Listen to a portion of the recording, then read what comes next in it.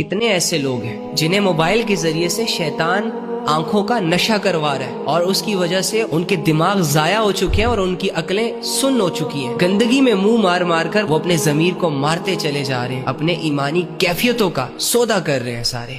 2-4 second کی لذتوں نے ایسا گھیرا ہے نا ہمارے نوجوانوں کو کہ ان کی روحانیت کو تباہ و برباد کر کے رکھ دی ہے۔ بہت ساری لڑکیوں کو شیطان نے سنہرے خواب دکھائے ہیں جس کی وجہ سے انہوں نے اپنے سروں سے دوپٹے تک اتار دیے۔ غلیظ اور بری چیزوں کو اتنا خوشنما بنا دیا گیا کہ اب ہم برائی کو برائی نہیں سمجھتے اور نیکی کو اتنا مشکل کر دیا گیا کہ نیکی کی کوشش سے پہلے ہی یہ ڈیسائیڈ کر لیتے ہیں کہ ہم نہیں کر سکتے۔ تم کیسے نہیں کر سکتے؟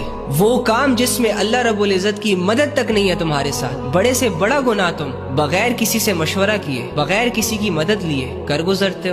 ان گمراہیوں نے، ان گناہوں نے، ان شہرتوں نے، ان بے حیائیوں نے آپ سے آپ کا رب بھی تو چھینا، آپ سے آپ کا اللہ بھی تو چھینا۔ ہاں دنیا نے تمہیں نام دیا، عزت دی، شہرت دی، لیکن بدلے میں تجھ سے اللہ بھی تو لیا۔ تیرے اور اللہ کے درمیان دوریاں بھی تو اسی دنیا نے پیدا کی ہیں۔ بہت بڑے لیول پہ چلے جانا کوئی کامیابی نہیں ہے، چھوٹے لیول پہ رہ کر اپنے رب کو راضی کر لینا بہت بڑی کامیابی ہے۔ دنیا نہیں جانتی تمہیں، کوئی بات نہیں، اللہ جانتا ہے۔ اللہ کی نظروں میں وہ مقام مل گیا تمہیں جس کی وجہ سے تمہیں آخرت میں کامیابی مل سکتی ہے۔ سب لوگوں کے سامنے تم کامیاب ہو۔ گاڑیوں سے، بنگلوں سے، فالوورز سے کوئی بڑا انسان نہیں بنتا۔ دنیا کی ساری چیزیں بھی اگر ایک انسان کے ساتھ جڑ جائے نا تو انسان کی حقیقتوں کو نہیں بدلا جا سکتا، انسان کی اصلیت نہیں بدل جاتی ان ساری چیزوں سے۔ انسان ہمیشہ انسان ہی رہتا ہے، انسان ہی پیدا ہوتا ہے، انسان بن کے رہتا ہے، انسان بن کے ہی مرتا ہے۔ خالی ہاتھ آتا ہے، خالی ہاتھ جاتا ہے۔ کچھ پل کے لیے چیزوں سے کھیل لینا، نام بن جانا، عزت مل جانا، شہرت مل جانا، اس کی وجہ سے اگر تم اللہ کے باغی بن جاؤ تو تم سے بڑا بے وقوف اس پوری دنیا میں۔ اللہ فرما رہا ہے کہ ان الانسان لربہ لکنود،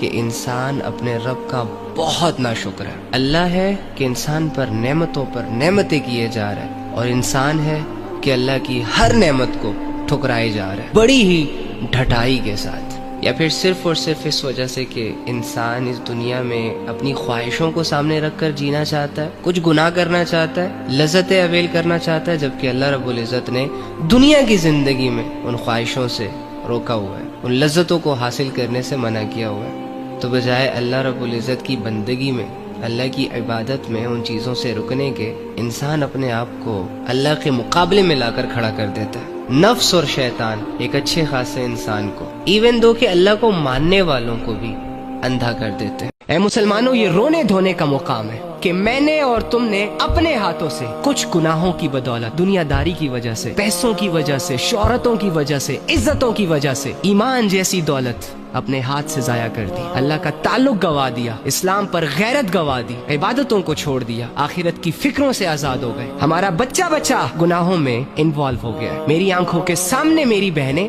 شیطان کا لشکر جوائن کر رہی ہیں، میرے بھائی ذلیل ہو رہے ہیں۔ آج اللہ کا دین ہماری نظروں میں اتنا گر گیا کہ اللہ کے دین کی خاطر گھروں سے نکلنا مشکل، دین کو سیکھنا مشکل، دین پر عمل کرنا مشکل۔ جب میرا عمل زیرو ہے، جب میرے دل میں اخلاص نہیں ہے، تو کیوں دعوے کر رہے ہیں پھر ہم کہ ہم مسلمان ہیں؟ اپنے آپ کو جھوٹی تسلیاں کیوں دے رہے ہیں ہم؟ ارے جو مسلمان اللہ سے نہیں نبھا پایا، کہ جس اللہ نے اس مسلمان کی ہر ضرورت کو پورا کیا، وہ تو انسان کہلانے کے بھی لائق نہیں ہے۔ کچھ لوگ قیامت کے دن اپنے اعمال کے باعث، اپنے کرتوتوں کی وجہ سے جب جہنم میں جل رہے ہوں گے نا، تو پتہ ہے وہ اللہ سے کیا کہیں گے؟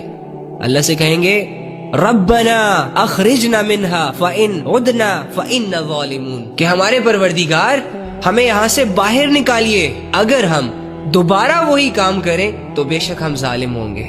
یہ کون لوگ ہوں گے؟